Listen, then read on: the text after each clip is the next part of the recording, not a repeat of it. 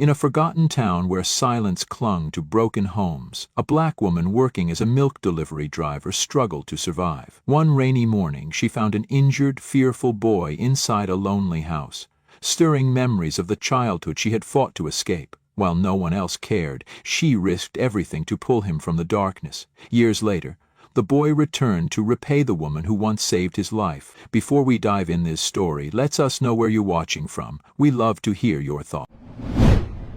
Amara Johnson tightened her grip on the milk crate as the old pickup truck bumped along the dirt road. She was 28, with skin the color of warm earth and dark curls tucked under a faded cap. Her jacket, a second-hand thing 2 sizes too big, clung to her thin frame against the chill of early autumn. Delivering milk door to door in the outskirts of town wasn't what she had dreamed of, but it paid enough to keep the lights on, most days at least. The road twisted deeper into the woods, where the trees grew thicker and the sky seemed farther away. At the end of the path stood a house that didn't belong to the world around it. Its paint peeled like old bark, the windows were shut tight behind heavy curtains, and the sagging porch groaned under its own weight. Neighbors called it the Forgotten House, whispering stories about it at gas stations and diners. They said that after the husband died, the woman inside shut herself and the boy away from the world. No visitors, no light, only silence. Amara pulled the truck to a stop and stepped out, the gravel crunching softly under her boots. The house seemed to watch her, still and wary. She walked up the uneven path, her breath misting in the cold air, and set the crate of milk on the porch. She knocked gently, not expecting much. A few seconds later, the door cracked open just wide enough for a child's face to appear. The boy couldn't have been more than 6. He had tangled brown hair, hollow cheeks, and wore a sweater 2 sizes too small, with holes at the elbows. His big gray eyes darted nervously, like a stray cat ready to bolt. His hands, thin and trembling, reached out, grabbed the crate faster than she could react, and pulled it inside. The door slammed shut with a hollow thud. As she stood there, staring at the door that had just slammed shut in her face, Amara felt a tightness in her chest she hadn't expected. She had seen plenty of lonely children during her deliveries, kids who answered the door with bruised arms or hollow eyes, but something about this boy pulled at her deeper, sharper. Maybe it was the way his hands shook when he grabbed the crate, or the way his eyes darted around like he expected danger from every corner. It reminded her too much of herself. Amara knew what it was to grow up in silence, in the cold spaces adults left behind when they were too busy fighting their own battles to notice the children shrinking into corners. She had grown up in a trailer at the edge of town, with a mother who drank too much and a father who drifted in and out like smoke. Meals were uncertain, kindness was rare, and fear was a constant hum under her skin. By the time she was 10, she had learned to hide bruises under long sleeves and tell social workers that she just fell off her bike. Looking at that little boy now, Amara felt the years melt away. She saw herself in him, not just the fear, but the desperate, stubborn flicker of hope he probably didn't even know he was still carrying. She had promised herself a long time ago that if she ever had the chance, she would be the kind of person she had once needed. Maybe that chance was standing right in front of her. Amara stood there a moment longer, staring at the door, her heart heavy with something she couldn't quite name. She had delivered to lonely homes before, but there was something different here. Something colder. She turned and walked back to her truck, but the image of the boy, those scared, hollow eyes, followed her all the way down the long, empty road. 3 days later, under a sky heavy with gray clouds, Amara found herself once again turning onto the narrow dirt road. The tires of her truck kicked up wet mud, the scent of rain clinging to the air. She told herself it was just another delivery, no different from the rest, but her stomach tightened the closer she got to the house. Something gnawed at her from the inside, something she could not ignore. She parked by the same crooked mailbox and grabbed the crate of milk. The wind tugged at the hem of her jacket as she approached the porch. This time, she hesitated before knocking. Through the cracked window, she could see the same heavy curtains drawn tight, the same oppressive silence, pressing against the walls. She rapped her knuckles gently against the door. A long moment passed. Just when she thought no one would answer, the door creaked open a sliver. The same boy stood there, but he looked worse. His lip was split, a faint purple bruise blooming beneath one eye. His small hands trembled as he tried to lift the crate. Amara knelt down slowly, setting the crate at his feet.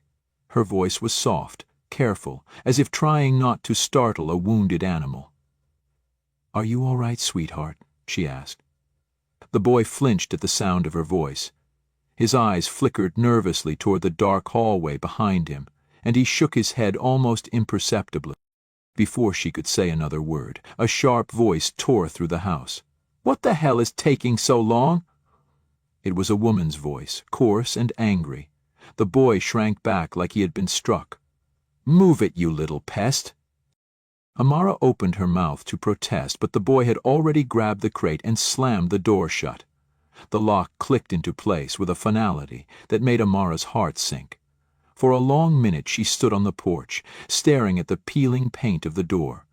Every instinct in her body screamed that something was wrong, terribly wrong, but what could she do? She was just the milk lady. No one would listen to her if she started making accusations without proof. Jaw tight, she made her way back to the truck. As she climbed inside, her fingers curled into fists on the steering wheel. She sat there for a moment, the truck idling beneath her, staring back at the house. The woods around her whispered with the wind, the skeletal trees shifting like uneasy witnesses.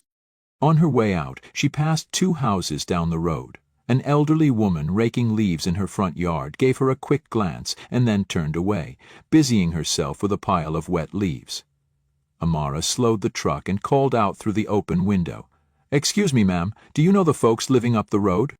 The woman looked over her shoulder, her mouth pressed into a tight line. "Ain't none of our business," she said sharply, then bent her head lower, raking faster. Amara swallowed the bitter taste rising in her throat. The message was clear. Nobody wanted to get involved. The rain began to fall as she drove back toward town, fat drops thudding against the windshield, but the image of the boy's bruised face stayed with her, etched into her mind like a scar. She knew then, deep down, that she could not just pretend she had not seen it. She could not be one more person who turned away. The next time Amara drove down that lonely road, dusk was falling, bleeding purple and blue across the sky. The trees stood like silent sentinels, their bare branches clawing at the dying light. She had not intended to return so late, but something deep inside her had insisted she come today, and she had learned long ago to trust that voice. She parked the truck a good distance from the house, killing the engine and stepping out quietly. The air was damp and heavy, and a thin fog slithered low along the ground. The house looked more desolate than ever. No lights flickered behind the windows, no sound drifted from inside. Clutching the crate of milk to her chest, Amara moved carefully toward the porch. Before she could knock, a sharp sound cracked through the silence. A muffled cry, followed by the dull thud of something hitting wood. She froze, heart pounding so hard it rattled her ribs. Through a tear in the curtain, she caught a glimpse of the boy. He was being dragged by the arm across the living room floor, his small body limp and helpless. The woman, her face twisted in rage, hauled him toward the back of the house. He whimpered once, a thin sound like a wounded animal, before disappearing from view.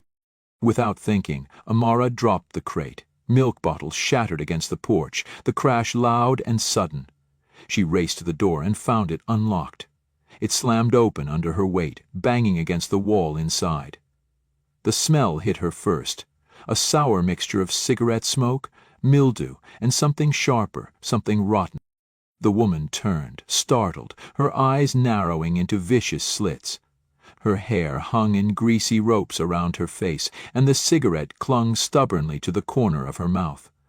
"What the hell do you think you're doing?" she snarled, tightening her grip on the boy's wrist. Amara's voice came out low and steady, though her hands were shaking. "Let him go!" The woman laughed, a short, ugly bark. "Mind your damn business, he's mine to deal with." Amara took a step forward, placing herself between the boy and the woman. She could feel his small hands clutching at the back of her jacket, could hear the rapid, terrified beat of his heart against her spine. Her own heart thundered in answer. "You're not going to touch him again," Amara said, her voice louder now, sharper. "I saw enough, I heard enough. I'm calling the police." The woman spat on the floor at Amara's feet. "Take him, see if I care. Useless little mouth to feed, dead weight just like his damned daddy." She shoved the boy roughly, sending him stumbling against Amara's legs. Amara steadied him with one arm and stared at the woman, her jaw clenched so tight it hurt. Without another word, she scooped the boy up into her arms. He weighed almost nothing. She turned and carried him out the door, down the porch steps, slick with milk and broken glass, across the weedy yard. And behind them, the woman's voice chased them into the night. "Go on, take him. You regret it. He ain't worth saving." Amara did not look back. She moved as fast as she could without slipping, every muscle taut, her lungs burning from the cold air. She reached her truck, yanked the door open, and settled the boy onto the passenger's seat. His tiny hands clutched the seatbelt as if it were a lifeline. Inside the cab, the silence was thick, broken only by the boy's ragged breathing. Amara started the engine with trembling fingers. She pulled away from that cursed house, from the woman whose hatred had poisoned the very walls she lived in. The boy said nothing, just stared out the window with wide, hollow eyes, his small body shivering in the dark. Amara glanced at him, then back at the road, her throat tight. "You're safe now, baby," she said, her voice barely more than a whisper. "You're safe." For the first time that night, the boy shifted closer to her, just a little, resting his head lightly against her arm. It was not trust, not yet, but it was something. As they drove away, the rain began to fall, soft and steady, washing the dirt and blood from the world behind them. The apartment was small, barely more than 2 rooms stacked on top of each other, but to Amara it had always been a haven. Tonight, as she unlocked the door with the boy cradled against her side, it felt like a lifeline for both of them. She nudged the door open with her shoulder and flicked on the light. The warm, dim glow from the old floor lamp painted the worn furniture in soft gold, and the faint smell of lavender from an old air freshener hung in the air. The boy did not move when she set him down gently on the battered couch. His eyes stayed wide, staring at the ceiling like he was still somewhere else entirely. His fists were balled so tight at his sides that the knuckles turned white. Amara crouched down in front of him, speaking in the same careful tone she used with stray animals at the shelter where she sometimes volunteered. "You're safe now, sweetheart," she said, keeping her voice steady even though her heart still raced from the adrenaline. "No one's going to hurt you here." The boy flinched slightly, the words brushing against some raw place inside him. He shifted his gaze to her, hesitant, searching. His breathing remained shallow and uneven, every muscle in his small body strung tight like a wire about to snap. Amara saw it then, clear as day. The terrible war waging inside him. A part of him still expected pain, still braced for the next blow, while another part, tiny and flickering, wanted desperately to believe her. Slowly, Amara moved to the kitchenette and filled a chipped mug with warm water. She found a clean washcloth from a drawer, the corners fraying but soft enough. When she returned, she knelt by the couch and gently touched the cloth to the bruise blossoming on his cheek. The boy recoiled instinctively, shrinking away, but when she made no sudden move to grab or scold him, he allowed the cloth to touch his skin, his face twisted, not from pain, but from confusion. Kindness was a language he no longer understood. As she dabbed at the grime and dried blood, Amara spoke softly, more to fill the crushing silence than anything else. "My name's Amara. I live here by myself. It's not much, but it's warm, and there's food in the kitchen if you're hungry." She hesitated, then added gently, "What's your name, baby?" For a long moment, she thought he would not answer. Then, in a voice so small it barely carried across the room, he whispered, "Eli." Amara smiled, her chest tightening with a mix of sorrow and relief. "That's a beautiful name, Eli," It suits you." The boy blinked at her, like he was trying to figure out if she was mocking him. When he saw only kindness in her face, something cracked in his expression. His lip trembled. He opened his mouth, closed it, opened it again. Finally he spoke, his voice broken and halting. Are you gonna send me back?" Amara set the cloth down and reached for his hands, gently prying his fingers apart from the fists they had been locked into. His skin was cold and dry, fragile like old paper. "No, Eli," she said, her voice firm in a way that left no room for doubt. "You're not going back there. Ever." Eli stared at her, his body rigid, not daring to believe. Years of being hurt had taught him that promises were dangerous things, too often broken. Hope had cost him too much already, and yet, as Amara wrapped him in a thick, patchwork blanket and tucked it carefully around his shoulders, something in him shifted. It was not trust, not yet, but it was the first crack in the walls he had built so high around himself. Amara sat on the edge of the coffee table, close enough to keep him company, but not so close as to scare him.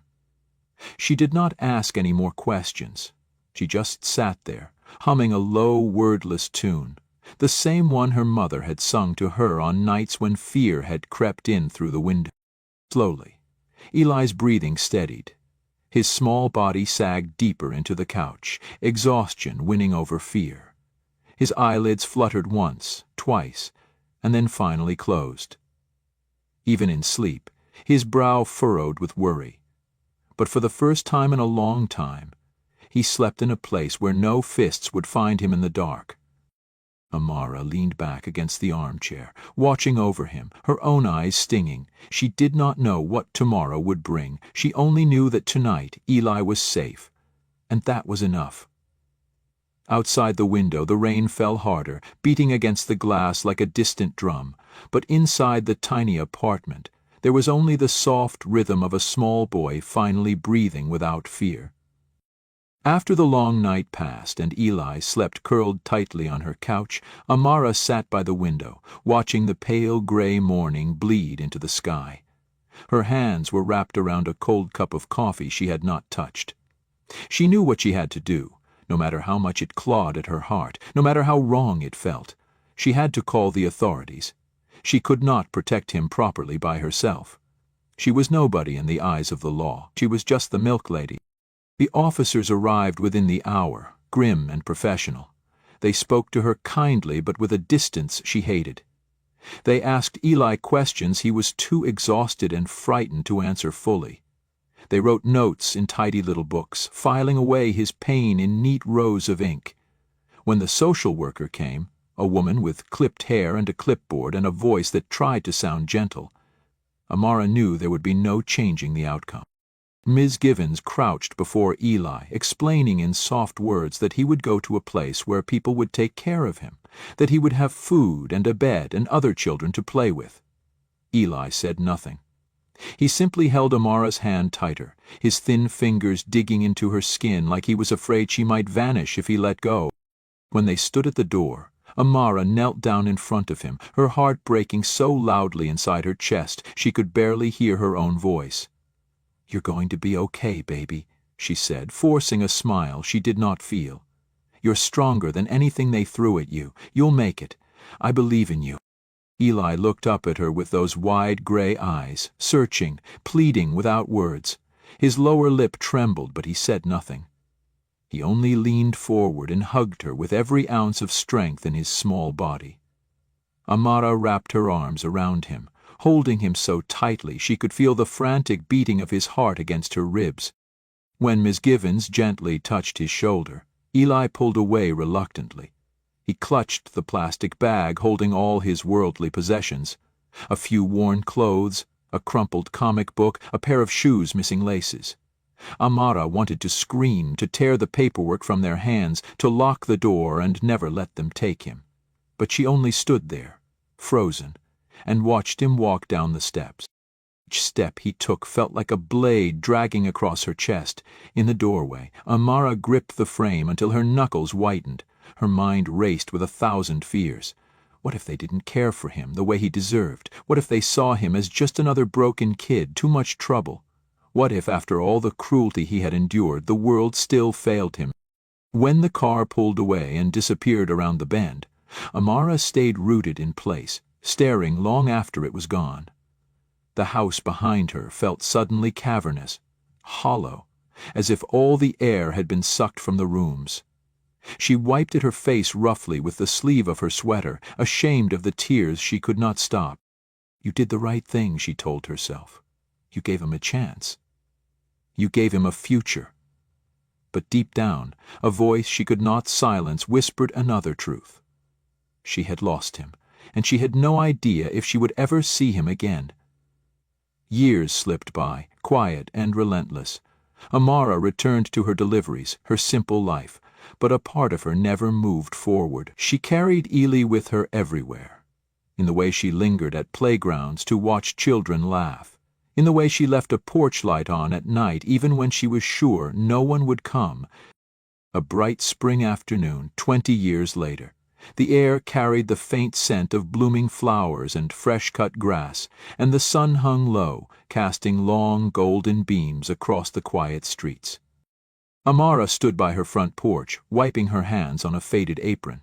She was in her late 40s now, with gentle lines tracing the corners of her eyes and mouth. She wore a simple yellow dress that brushed her calves and a well-worn pair of sandals. There was a calmness about her, a quiet strength settled deep in her bones, the kind that only came from surviving storms and choosing kindness anyway. Her hands, still strong but marked with small scars from years of work, rested lightly against her hips as she watched the world move around her. There was no rush in her stance, no tension, only a quiet patience, as if she had been waiting a long time for something, or someone, to find their way home. A knock came at the door. She answered it expecting nothing, maybe a neighbor needing sugar. Instead, a young man stood before her, tall, neatly dressed in a navy suit, with a messenger bag slung casually over one shoulder. His hair was trimmed close, his posture sure and steady, but when he lifted his head, Amara saw those same gray eyes, deeper now but unmistakably his. Her breath hitched painfully. "Eli," she whispered. The young man smiled, and for a moment she could see the boy he had been, the boy she had once fought to save. "Hi, Amara," he said warmly. "I've been looking for you." She stepped back, hand trembling, and let him inside. Eli sat on the familiar couch, looking around with a soft, nostalgic expression.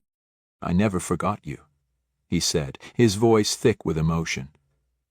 "You were the first person who ever fought for me. You didn't have to, but you did. You gave me a reason to believe that life could be more than pain." Amara reached for his hand, squeezing it tightly, overwhelmed. "I don't have much family," Eli continued, voice shaking slightly. "But if you're willing, I would like you to be my sister." The tears she had kept locked away for years broke free then. She laughed through them, wiping her cheeks quickly. "I would be honored," she said. They sat together on the worn couch, the same one that had once cradled a scared little boy under a threadbare blanket. Now it held two people, shaped by years and battles fought in silence. Amara poured 2 cups of tea with shaking hands, her movements automatic, her mind still struggling to catch up with the reality that Eli was here, real and grown and looking at her like she was something sacred. He cradled the cup between his palms but did not drink. Instead, he looked at her with a mixture of pride and gratitude so fierce it made her chest ache. "I wanted to find you sooner," Eli said, his voice low.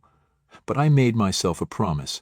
I swore I wouldn't come back until I had something to show you. Something you could be proud of." Amara shook her head gently, her throat tight. "Baby, you never had to earn that." "I know," Eli said, smiling slightly. "But I needed to." He leaned back, the afternoon sun slanting through the window, catching the sharp angles of his face, and began to tell her everything. How he had bounced between homes for a while, some kind, some cruel. how he had learned early to keep his head down, to listen more than he spoke, to never give up even when it would have been easier to fall. How school had become his escape, his battleground, and eventually his sanctuary. "I wasn't the smartest kid," Eli said with a shrug.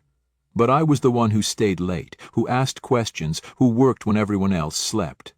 I figured, if I could be better, faster, sharper, maybe nobody could ever hurt me like that again." Amara listened, her heart breaking and mending all at once, her hands twisting the hem of her sweater. "I got scholarships," Eli continued. "I worked nights, weekends, anything I could. I went to law school because I wanted to fight for kids like me, the ones everyone else forgot." He looked at her then, his eyes shining. "And now, I'm about to be sworn in as a judge." Amara stared at him, the words taking a long moment to sink in. A judge. Her Eli. She set her tea down carefully, afraid her shaking hands would spill. "I want you to be there," Eli said, his voice softer now. "At the ceremony. I want you sitting right in the front row, where you belong." Amara pressed a hand to her chest, feeling the thunder of her own heart. "Of course, baby. Of course I'll be there." Eli smiled, a real wide smile that lit up the small room like the sun itself had stepped inside. "Good," he said, "because I have a few things I need to say, and I want you to hear every word." 3 days later, Amara found herself standing at the foot of the grand courthouse steps, feeling impossibly small beneath the towering stone columns. She wore her best dress, an old navy blue thing she had ironed 3 times to get the wrinkles out. Her shoes pinched a little, but she didn't care. She clutched her small purse tightly in both hands and made her way inside. The courtroom was a sea of dark suits and polished shoes. Reporters buzzed quietly in the back, their cameras flashing like distant lightning. The seats filled quickly with city officials, judges, lawyers, men and women whose names carried weight Amara could barely comprehend. And at the center of it all stood Eli, tall and unshakable, his suit crisp, his tie perfectly knotted, his face calm. She sat in the front row, just as he had asked, her heart pounding so loudly she was sure the whole room could hear it. When Eli stepped up to the podium, the room stilled. The hum of whispers, the shuffle of papers, all faded into silence. He adjusted the microphone and looked out over the crowd. His gaze found Amara immediately, and for a moment the corners of his mouth softened into a smile just for her. "I wasn't supposed to be here," Eli began, his voice clear and steady.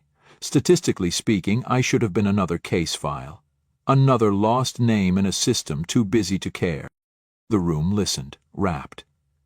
"I grew up learning how to survive, not how to dream. I knew what it was to be invisible, to be hurt and told it was my fault, to believe that the world had no place for boys like me." Amara felt the familiar sting behind her eyes but held it back, willing herself to stay strong. "But then," Eli said, his voice deepening, "someone saw me." He paused, letting the words sink in.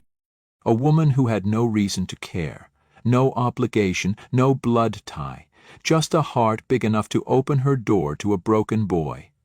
He turned slightly, not toward the judges or the mayor, but directly to Amara. "Amara Johnson, you saved me, not with wealth or power, but with kindness and courage. You gave me the first real home I ever knew, even if only for a night. You gave me hope when hope was dangerous." Amara's hands trembled in her lap. "And today," Eli said, his voice resonating through the courtroom, "as I take this oath, I vow to carry your example into every decision I make. I vow to see the unseen, to fight for the forgotten, to be a protector for those who have no one to stand for them." The judge beside him nodded solemnly. The oath was administered, the words flowing easily from Eli's lips, formal promises to uphold justice, to serve with fairness, to protect the rights of all. But it was not the legal oath that would stay with Amara.